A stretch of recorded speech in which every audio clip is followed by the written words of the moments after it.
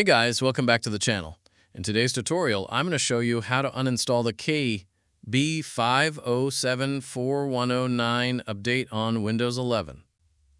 If this update is causing problems on your system, follow these simple steps to remove it safely.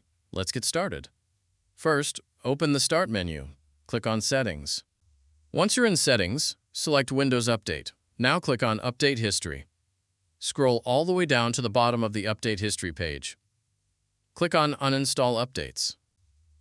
A new window will open showing a list of installed updates. Locate KB5074109 in the list. Once you find it, click Uninstall. You'll be prompted to confirm. Click Uninstall again. This will remove the update and all related files from your system. Wait for the update to finish uninstalling. Once it's done, restart your PC to complete the process. And that's it. You've successfully uninstalled the KB5074109 update on Windows 11.